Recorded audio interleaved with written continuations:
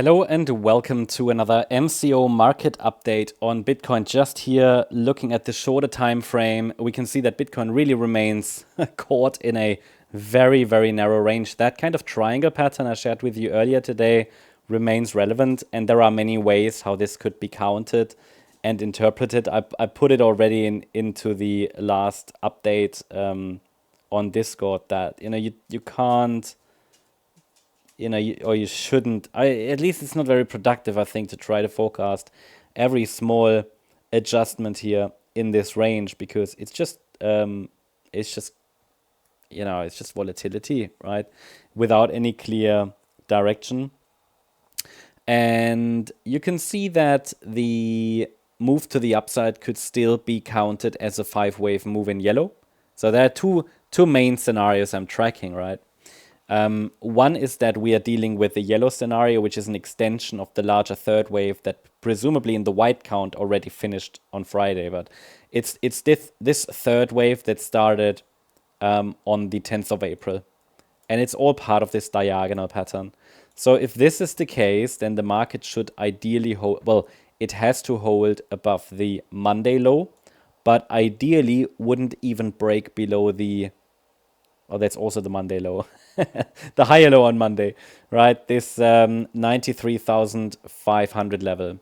So this would invalidate it. Any break below it would obviously invalidate it. So we have a 1-2 setup, and then the price shouldn't break below it. This could unfold in various ways. I mean, it's even possible there's another 1-2 setup here, or maybe this does unfold as an ending diagonal, and we're dealing with an A, B, C. So I already mentioned that, it might be wise to adjust stops if you entered in that support zone here yesterday, which was a setup. Then it can make sense to adjust stop to break even, or maybe even below the overnight low. And that can make sense because this trade, I mean, if you're really scalping like that or really doing it just intraday trade, it can make sense to see it just as a scalp or intraday trade. However, with the option to adjust stops because there is room higher, right? So you have to think strategically. There is room for higher, but medium term, or let's say zoomed out on the larger time frame,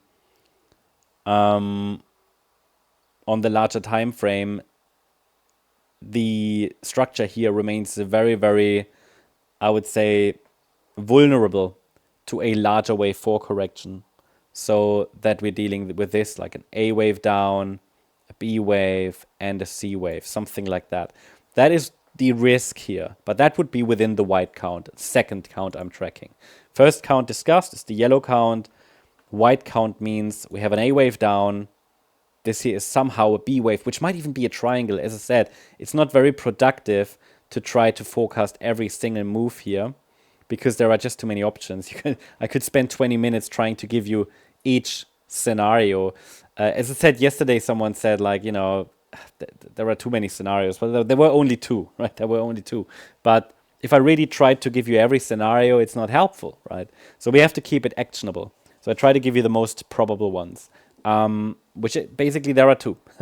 And one is the yellow count where we go directly higher. The other one is where we are watching for a larger degree wave 4. And that is the risk, the main risk. In both counts, however, I'm still overall watching for higher prices. Yeah. Now, and then again, my task here is not to tell you what's going to happen because nobody can, right? I mean, surely there are probabilities, but what we're talking about here is an intraday chart. So it's about understanding the structure. That's the task. So I'm giving you Elliott Wave counts with relevant levels. That's really what counts, not me trying to predict is it going up or down. Because honestly, both are valid in this, or both are probable pathways here. We could go higher a little bit before we start the wave 4 and then go higher, or we start the wave 4, or we are already in the wave 4, in that white wave 4 before we go higher. In both cases, I'd like to see actually a more pronounced wave 4, either as A, B, C, or after finishing an extended third, then 4, 5. So you see they are so similar. I wouldn't even call them different scenarios. They are different variations of the same scenario.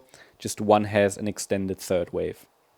So that's how I see it. I did say that, there could be, but that is not a preferred scenario. I would call that maybe the third most likely, that this third wave already finished. Fourth wave, sorry, that this fourth wave already finished. We're not unfolding anymore in the fourth wave. No, it's already done. But that would be an extremely weak, extremely shallow wave 4.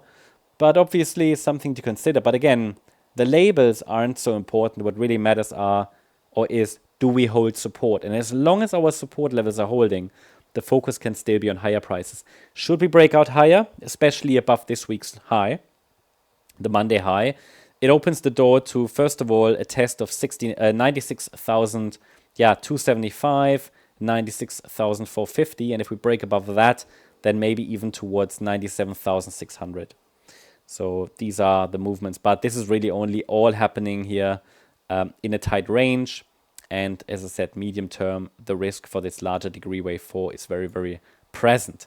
That's the update about Bitcoin. Hope you liked the update. If you did, please hit the like button, leave a comment, and subscribe. And if you really like the content, then please check out the channel membership. By the way, if you're interested in updates about gold and silver, I know a lot of you are. I have now made these available in our gold membership because it just makes sense. I do it anyway for free on YouTube, and a lot of you have asked for more frequent updates. So these are included from now on in our gold membership as a bonus. Thank you very much. Bye-bye.